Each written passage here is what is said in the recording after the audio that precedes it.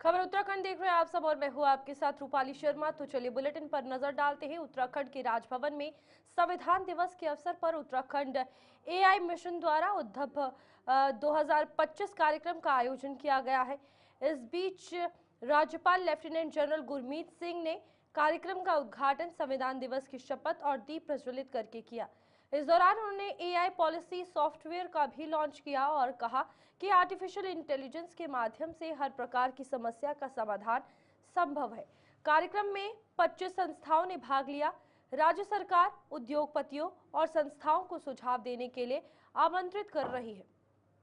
ये मिशन तकनीकी विकास और भविष्य में 2047 तक भारत को विश्व गुरु बनाने की दिशा में एक कदम है। आज अत्यंत खुशी है कि आज पूरे परिवार ने इकट्ठा मिलकर उत्तराखंड का एआई मिशन 2025 को लॉन्च किया है। पूरे बहुत ही एक तरतीबवार तरीके से एआई मिशन को फॉर्म किया गया था। मिशन की पॉलिसी बनाई गई थी और न जाने कितनी चर्चाएं इसके ऊपर में हुई। इसके अलावा हैकाथॉन, एप्लीकेशन और एआई के इलाके के अंदर में बहुत कंपटीशन भी किए। आज पूरे परिवार ने इकट्ठा होकर उनको सम्मान किया, उस आइडियाज को आज सम्मान दिया जिन्होंने हमारी चुनौतियों के सॉल्यूशन को एआई तरीके से एक सफलता दी है।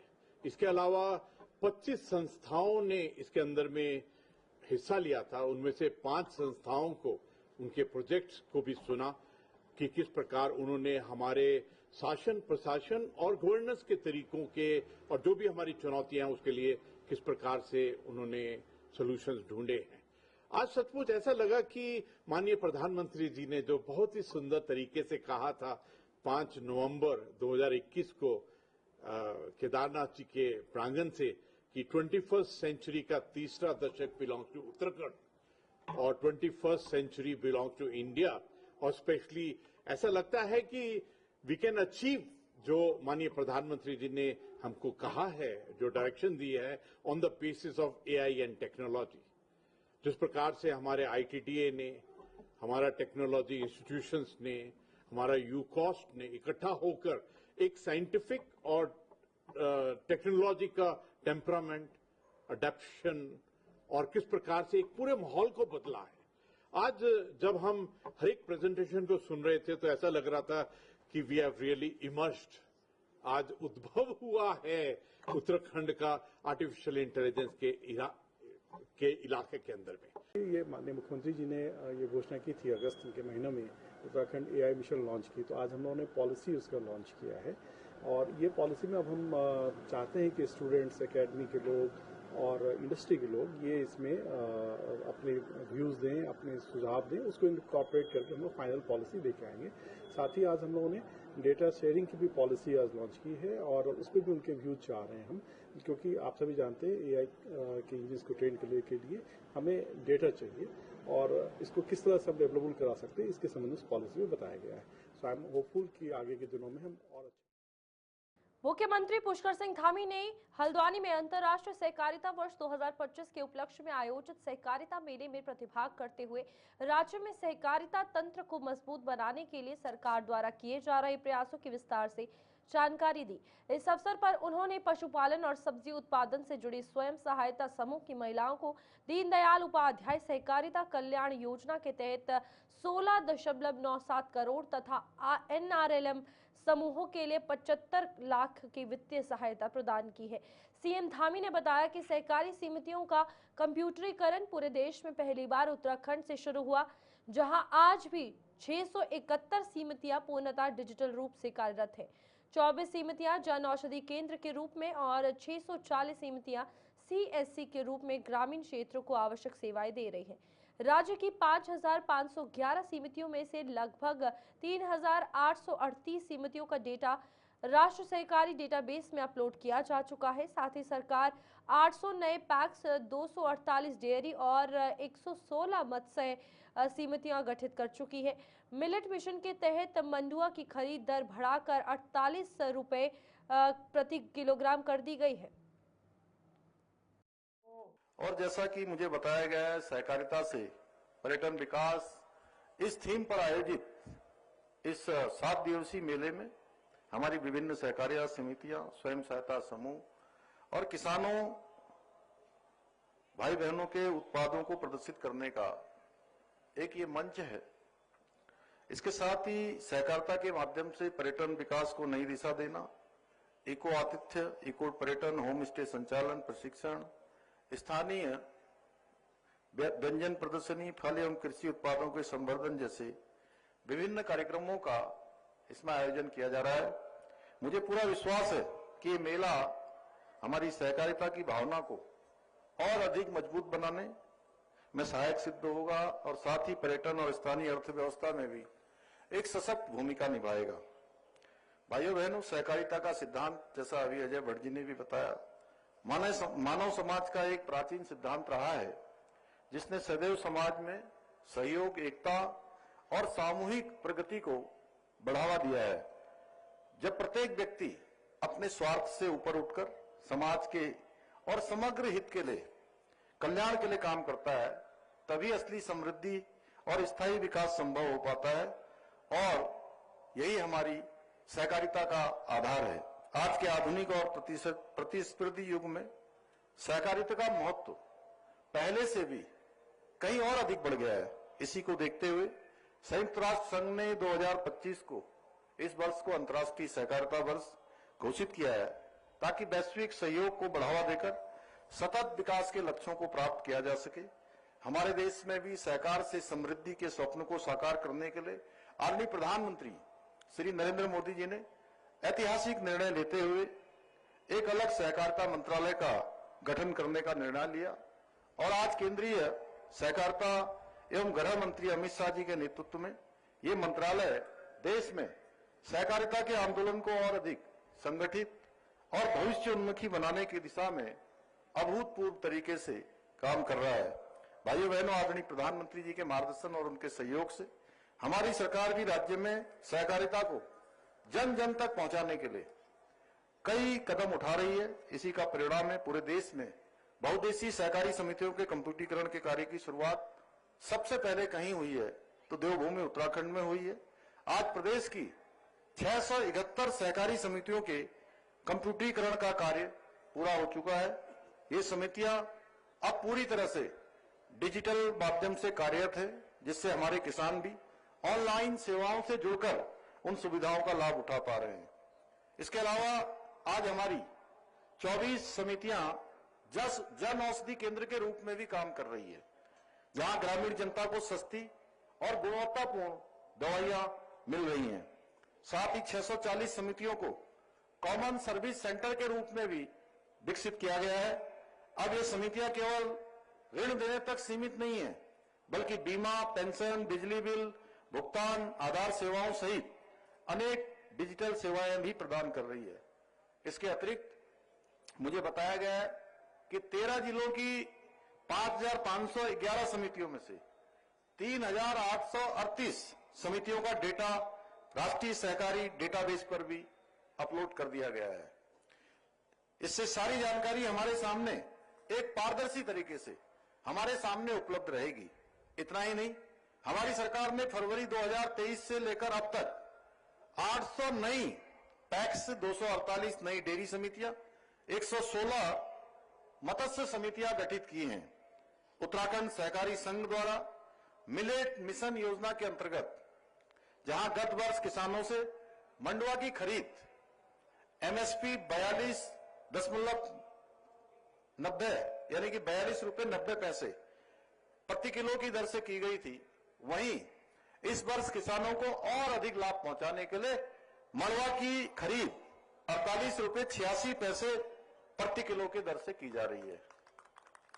यही नहीं, हमारी सरकार दीनदयाल उपाध्याय सहकारिता किसान कल्याण योजना के अंतर्गत जहां एक और किसानों और स्वयं सहायता समूह को पशुपालन, दुग्ध व्यवसाय, मछली पालन, फूलों की खेती जैसे कृषि कार्यों के लिए 5 लाख रुपए तक का ऋण बिना ब्याज के उपलब्ध करा रही है। वहीं सहकारी समितियों के माध्यम से लघु और सीमांत किसानों को 1 लाख रुपए का ब्याज वहीं हल्द्वानी में सहकारिता मेले का उद्घाटन करने के बाद मुख्यमंत्री पुष्कर सिंह धामी देर शाम नैनीताल के राज्य अतिथि गृह पहुंचे, जहां उन्होंने उच्च न्यायालय के मुख्य न्यायाधीश जी नरेंद्र से शिष्टाचार भेंट की। सीएम के आगमन को देखते हुए नैनीताल में सुरक्षा व्यवस्था कड़ी कर दी गई है। मीडिया से बातचीत में धामी ने कहा कि राज्य के सांस्कृतिक मूल्य, जनसांख्यिकी संतुलन और मूल अस्तित्व से किसी भी तरह की छेड़छाड़ बर्दाश्त नहीं की जाएगी। उन्होंने फर्जी दस्तावेजों की सघन जांच के निर्देश दिए हैं। साथ ही नशा मुक्ति अभियान पर जोर देते हुए युवाओं को नशे की जद में आने से रोकने की अपील की है। देखिए, उत्तराखंड के सांस्कृतिक मूल्य, उत्तराखंड की डेमोग्राफी, उत्तराखंड का मूल अस्तित्व किसी भी कीमत पर हम खराब नहीं होने देंगे, ये हमारा संकल्प है। अभी तक यहाँ की डेमोग्राफी को जो नुकसान हुआ है, सांस्कृतिक मूल्यों के साथ जो छेड़छाड़ हुई है, उसको लेकर हमने पूरी सख्ती के साथ सभी जिलों में सभी प्रशासन के अधिकारियों को कहा है कि पिछले 10 सालों का जो भी यहाँ पर डेमोग्राफी में चेंज आया है, जो गलत तरीके से राशन कार्ड, आधार कार्ड, वोटर आईडी, बिजली के कनेक्शन, अन्य जो पात्रता की श्रेणी में ना आने वाले, उनको पात्रता की श्रेणी में लाया गया है, उसकी सघन जांच चलाई जाए, उनकी जांच की जाए और कार्रवाई की जाए। बिल्कुल नशा मुक्ति हमारा अभियान है और हमने इसको मिशन के तहत लिया है। ड्रग्स फ्री देवभूमि के मंत्र को लेकर हम आगे बढ़ रहे हैं, क्योंकि नई पीढ़ी को इस नशे की लत में जाने से बचाना है, अपने भविष्य को बचाना है। मैं सभी राज्यवासियों से भी अनुरोध करता हूं कि सभी आगे बढ़ चढ़ करके हमारे भविष्य को, हमारे कर्णधारों को, नौनिहालों को बचाने के लिए जागरूकता का अभियान चलाएं और जहां भी हमारी नई पीढ़ी के लोग इसके प्रति होने वाले जो खतरे हैं, उनका जीवन किस प्रकार से बर्बाद होगा, किस प्रकार से भविष्य बर्बाद होगा, एक बार जो नशे की लत में पड़ जाएगा तो उसको बाहर निकालना बहुत मुश्किल काम हो जाता है। इसलिए सबको आगे आकर बढ़ चढ़ के इसके प्रति जागरूकता के अभियान में भागीदार बनना है और हमारी नई पीढ़ी को। मुख्यमंत्री पुष्कर सिंह धामी ने नैनीताल में मॉर्निंग वॉक के दौरान आम नागरिकों, पर्यटकों और स्कूली बच्चों से मुलाकात कर आत्मीय संवाद किया। इस दौरान उन्होंने स्थानीय चाय विक्रेता भरत की दुकान पर चाय का स्वाद भी लिया। मुख्यमंत्री ने मानसखंड मिशन के तहत नैना देवी मंदिर परिसर में चल रहे सौंदर्यीकरण कार्यों का निरीक्षण किया, जिसमें 11 करोड़ की स्वीकृति राशि से मंदिर और साथ ही साथ मंदिर को और भव्य बनाने के महत्वपूर्ण कार्य तेजी से चल रहे हैं। इसके अलावा डीएसी मैदान, वलिया नाला और ठंडी सड़क पर भूस्खलन सुरक्षा कार्यों की समीक्षा कर संबंधित अधिकारियों को कार्य में तेजी लाने के निर्देश दे दिए हैं।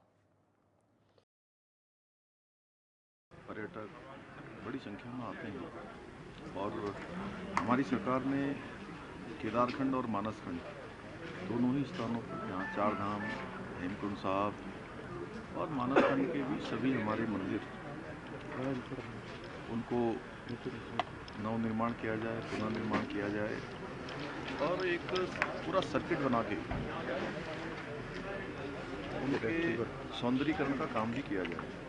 तो उसी कड़ी में चाहे यहाँ कैची धाम हो या नैना देवी मंदिर हो या हमारे गोलजू कॉरिडोर बनाने की परियोजना पर काम जिस पर आगे बढ़ रहा है, इसके साथ साथ हमारे अनेक स्थान, चाहे बैजनाथ धाम हो, बागनाथ हो, घाटकाली का स्थान हो, कोटवाड़ी मैया का स्थान हो, सभी स्थानों को बढ़ाया जा रहा है। माँ बाराही का स्थान हो, पूर्णागिरी हो, चैती मंदिर हो, इन सभी को और जो हमारे अन्य भी धार्मिक स्थल हैं, उन सभी को पूरी तरह से नए स्वरूप में, पुराना जो हमारा पौराणिक है उसको बनाते हुए, यानी कि विरासत और विकास, आदरणीय प्रधानमंत्री मोदी जी जो कहते हैं, उसी को आगे बढ़ाते हुए इस पर काम किया। अभी शीतलहर जैसी बढ़ रही है तो हमने पहले ही सभी अधिकारियों को कहा है जो हमारे रैन बसेरा हैं उनको ठीक करें, अलाव जलाने की व्यवस्था करें। पालिकाएँ, हमारे नगर निगम, नगर पंचायत में, जिला प्रशासन सब मिलकर इस लहर में और जो भी सावधानियाँ हो सकती हैं सावधानियाँ को। देखिए, ये हमारे लिए बड़ी चुनौती है। चिकित्सा का जो क्षेत्र है उस पर काम कर रहे हैं हम और अभी हम डॉक्टरों की व्यवस्था नई दिल्ली में प्रदेश के कृषि किसान कल्याण एवं ग्रामीण विकास मंत्री गणेश जोशी ने केंद्रीय कृषि एवं ग्रामीण विकास मंत्री शिवराज सिंह चौहान से शिष्टाचार भेंट कर कृषि व ग्रामीण विकास से जुड़े विभिन्न विषयों पर विस्तृत चर्चा की। मंत्री जोशी ने पीएम आवास योजना के तहत अनुदान राशि बढ़ाने, पीएमजीएसवाई के कार्यों को पूरा करने के लिए समय सीमा विस्तार, मनरेगा मजदूरी और दर संशोधन तथा आपदा से हुए नुकसान की भरपाई हेतु विशेष धनराशि उपलब्ध कराने का अनुरोध किया है। साथ ही आरकेवीवाई के तहत घेराबंदी कार्यों का पीएम आरकेवीवाई की दूसरी किश्त शीघ्र जारी करने की मांग भी रखी है, जिस पर केंद्रीय मंत्री ने सकारात्मक आश्वासन दे दिया है। भारत स्काउट्स एंड गाइड्स की 19वीं राष्ट्रीय जम्बूरी के अवसर पर उत्तर प्रदेश राजभवन में आयोजित समारोह में उत्तराखंड के कैबिनेट मंत्री डॉक्टर धन सिंह रावत को संगठन के सर्वोच्च सम्मान सिल्वर एलिफेंट अवार्ड से नवाजा गया। राज्यपाल आनंदीबेन पटेल ने ये सम्मान प्रदान करते हुए उत्तराखंड में स्काउट एंड गाइड्स आंदोलन को मजबूत बनाने और युवाओं में अनुशासन, सेवा भाव व राष्ट्र निर्माण की सोच विकसित करने में डॉक्टर रावत के प्रयासों की सराहना की है। सम्मान प्राप्त करते हुए डॉक्टर रावत ने कहा कि स्काउटिंग युवा के समग्र विकास का सशक्त मंच है और ये सम्मान उन्हें और अधिक समर्पण के साथ कार्य करने की प्रेरणा भी देता है। वहीं हरिद्वार में आंगनवाड़ी कार्यकर्ताओं ने अपनी लंबित मांगों को लेकर एक बार फिर प्रदेश स्तरीय आंदोलन शुरू कर दिया है। विकास भवन में अनिश्चितकालीन धरने में कार्यकर्ताओं ने चेतावनी दी कि जब तक सरकार लिखित और ठोस आश्वासन नहीं देती है, आंदोलन जारी रहेगा। आंगनवाड़ी कर्मचारी संघ का आरोप है कि सरकार ने अब तक उनके हितों पर कोई निर्णय नहीं लिया है, जिससे राज्य भर में नाराजगी बढ़ रही है। प्रदर्शन को पूर्व कैबिनेट मंत्री डॉक्टर हरक सिंह रावत का भी समर्थन मिला। उन्होंने कहा कि 5,959,000 में जीवन यापन असंभव है और 24,000 मानदेय व अन्य मांगे पूरी तरह न्याय संगत है। कार्यकर्ताओं की बहुत अच्छी उनकी जायज मांग है। ये बेचारी आंगनबाड़ी कार्यकर्ता जो कर्मचारी हैं, आज अगर प्रदेश में कोई समस्या हो, वोटर लिस्ट बनानी हो तो इनसे काम लेते हैं। अगर कोई भी काम होता है, कहीं कोई बच्चा बीमार हो गया तो आंगनबाड़ी के कार्यकर्ता काम करती हैं। तो हर सामाजिक कोई काम होता है, हर जगह इनसे काम लिया जाता है। और आज अगर इनको 9,000 रुपये मिल रहा है, साय को 5,000 मिल रहा है, आज इस महंगाई के जमाने में 5,000 9,000 से घर का खर्चा नहीं चल सकता, नहीं चल सकता, नहीं चल सकता। अगर ये 24,000 की मांग कर रहे हैं तो क्या कोई बहुत कुछ मांग कर रहे हैं क्या?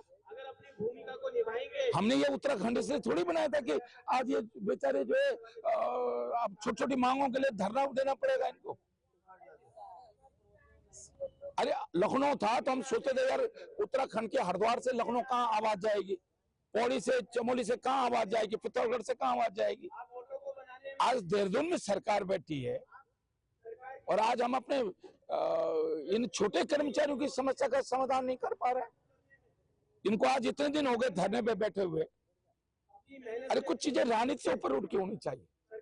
क्या धामी को नहीं लग रहा कि 9,000 में कैसे कोई परिवार अपने बच्चों को पालेगा कोई कर्मचारी? क्या धामी को नहीं लग रहा है? आनंद वर्धन को नहीं लग रहा पर मुख्य सचिव को? देहरादून में जिलाधिकारी सवीन बंसल ने श्रीपर्णा सभागार में अतिक्रमण हटाने की प्रगति की 5वीं अंतर विभागीय बैठक में अधिकारियों को सख्त चेतावनी दी।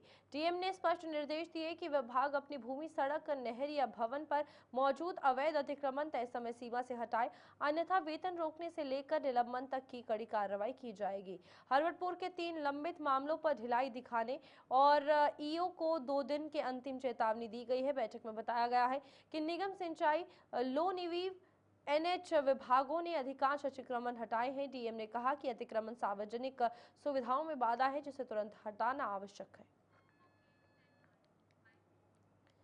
वहीं देहरादून के राजकीय बालिका इंटर कॉलेज राजपुर रोड में वंदे मातरम के 150 वर्ष और संविधान दिवस के अवसर पर महानगर भाजपा द्वारा विशेष कार्यक्रम आयोजित किया गया। मुख्य अतिथि भाजपा प्रदेश महामंत्री दीप्ति रावत भारद्वाज की उपस्थिति में छात्राओं व जनसमूह ने सामूहिक रूप से संपूर्ण वंदे मातरम का गायन किया। कार्यक्रम में स्वदेशी भारत निबंध प्रतियोगिता में उत्कृष्ट प्रदर्शन करने वाली छात्राओं को सम्मानित किया गया। वक्ताओं ने संविधान दिवस पर भी प्रकाश डाला। यह आयोजन देशभक्ति, राष्ट्रगीतों के सम्मान और संवैधानिक मूल्यों के प्रति जागरूकता का महत्वपूर्ण संदेश देता है। रामनगर में जिला विकास प्राधिकरण के अधिकारियों पर उत्पीड़न और अवैध वसूली के आरोपों को लेकर पंचायत प्रतिनिधियों ने तहसील परिसर में 1 दिवसीय धरना व उपवास किया। ब्लॉक प्रमुख मंजू नेगी ने आरोप लगाया है कि प्राधिकरण अधिकारी नक्शा पास करने के नाम पर जनता से वसूली कर रहे हैं, जबकि महंगाई के बीच लोग कर्ज लेकर मकान बना रहे हैं। ज्येष्ठ ब्लॉक प्रमुख संजय नेगी ने कहा कि प्राधिकरण गरीबों का शोषण कर लूट का अड्डा बन गया है, जबकि सांसद और विधायक मौन है। प्रतिनिधियों ने प्राधिकरण को रामनगर से समाप्त करने की मांग की, अन्यथा उग्र आंदोलन की चेतावनी भी दी है। देखिए, रामनगर की जनता में प्राधिकरण को लेकर उबाल है, आक्रोश है और पूरा लगभग 70% क्षेत्र फलपट्टी और प्राधिकरण की जद में आ चुका है, जिसमें लोगों को जो है आवासीय भवन बनाने में, व्यावसायिक भवन बनाने में, होम स्टे बनाने में, दुकान बनाने में कई कठिनाइयों का सामना करना पड़ रहा है। और इसकी प्रक्रिया इतनी जटिल है कि व्यक्ति जा रहा है, दर दर की ठोकरें खा रहा है, लेकिन उसका काम नहीं हो पा रहा है। और लगातार हम पे शिकायतें आ रही हैं, लोग हमारे पास आ रहे हैं और जिसको लेकर हमने पिछले दिनों भी जो प्राधिकरण रामनगर में लागू किया है उसको हटाए जाने की मांग को लेकर हम जनप्रतिनिधि ने यहाँ पे 1 दिवसीय जो है सांकेतिक धरना दिया था। और अब हमने आज पुनः जनप्रतिनिधि के साथ मिलकर और आम जनता के साथ मिलकर जो पीड़ित लोग हैं उनके साथ मिलकर हमने यहाँ पे आज पुनः धरना दिया है और हम सरकार से मांग करते हैं कि देहरादून पुलिस को ड्रग्स फ्री देवभूमि 2025 के लक्ष्य को मजबूती देते हुए बड़ी सफलता मिली है। एसएसपी दून की रणनीति के तहत डोईवाला पुलिस ने पश्चिमी यूपी के कुख्यात नशा तस्कर जकरुद्दीन को बरेली के जुमका चौक से गिरफ्तार किया है और इस बीच उसका नाम 259 ग्राम स्मैक के साथ पकड़ी गई महिला तस्कर ताहिरा खातून की पूछताछ में सामने आया था। आपको बता दें कि जकरुद्दीन पिछले 1.5 साल से लगातार ठिकाने बदलकर गिरफ्तारी से बच रहा था, लेकिन पुलिस ने इलेक्ट्रॉनिक सर्विलांस, मुखबिर तंत्र और लगातार दबिशों के बाद उसे पकड़ लिया है। पूछताछ में उसने ताहिरा सहित कई राज्यों के तस्करों को सप्लाई की बात कबूल की है। देहरादून में एसएसपी ने सभी राजपत्रित अधिकारियों और थाना प्रभारियों के साथ गोष्ठी कर कानून व्यवस्था और लंबित मामलों की गहन समीक्षा की है। उन्होंने एनडीपीएस एक्ट के जुड़े फाइनेंशियल इन्वेस्टिगेशन मामलों में तेजी लाने के निर्देश दिए हैं। साथ ही सीएम हेल्पलाइन और अन्य माध्यमों से प्राप्त शिकायतों पर प्रभावी कार्रवाई न करने वाले अधिकारियों को चेतावनी दी है। गुमशुदा व्यक्तियों की तलाश और लावारिस शवों की शिनाख्त से जुड़े मामलों की भी समीक्षा करते हुए सभी सूचना पोर्टल पर समय से अपडेट करने के निर्देश दे दिए गए हैं। एसएसपी ने कहा कि किसी भी स्तर पर शिथिलता बर्दाश्त नहीं की जाएगी। बैजनाथ कोतवाली पुलिस ने रंगदारी मांगकर लोगों को धमकाने वाले गोपाल चंद्र बनवासी को गिरफ्तार कर जेल भेज दिया है। मेला डुंगरी गरुड़ निवासी बलवंत सिंह की शिकायत पर आरोपी के खिलाफ मामला दर्ज किया गया था, जिसमें उसने मकान ध्वस्तीकरण आदेश दिलाने के नाम पर 1 लाख रुपए की अवैध मांग की और फर्जी शिकायत कर जेल भिजवाने की धमकी दी। पुलिस ने आरोपी को गरुड़ से पकड़ा और न्यायालय में पेश किया, जहां उसने न्यायिक अभिरक्षा में अल्मोड़ा जेल भेज दिया गया। आरोपी पर पहले भी रंगदारी सहित गंभीर आपराधिक मामले दर्ज रहे हैं, जिससे ये कार्रवाई महत्वपूर्ण मानी जा रही है। दून पुलिस ने पटेल नगर क्षेत्र में हुई केबल चोरी की घटना का खुलासा करते हुए बड़ी सफलता हासिल की है। पुलिस ने आरोपी साहिल पुत्र यासीन को गिरफ्तार कर उसके कब्जे से टॉवर से चोरी की गई कॉपर केबल बरामद कर ली है। 23 नवंबर को दर्ज मुकदमे के बाद वरिष्ठ पुलिस अधीक्षक देहरादून के निर्देश पर बनी टीम ने सीसीटीवी फुटेज और मुखबिर की सूचना पर आरोपी को नए आड़त बाजार के पास से दबोच लिया। पूछताछ में उसने नशे की लत के कारण चोरी करने की बात कबूल ली। पुलिस की तत्परता से मामले के उजागर होने पर क्षेत्रवासियों ने राहत महसूस की है। उत्साह के साथ मनाया गया, जहां क्षेत्रवासियों के साथ विभिन्न सामाजिक संगठनों ने भागीदारी की। तिरंगा चौराहे पर आयोजित इस कार्यक्रम में भीम आर्मी के जिला अध्यक्ष सत्येंद्र कुमार ने कहा कि बाबा साहेब भीमराव अंबेडकर द्वारा बनाए गए संविधान का सम्मान हर भारतवासी का कर्तव्य है। उन्होंने लोगों से संविधान पढ़ने और उसके अधिकारों व कर्तव्यों की जानकारी रखने की अपील की। कार्यक्रम में रंगारंग प्रस्तुतियां हुई और संविधान निर्माता को नमन किया गया। मौके पर स्थानीय पुलिस प्रशासन भी कार्यक्रम को सफल बनाने में सहयोग करती दिखाई दी।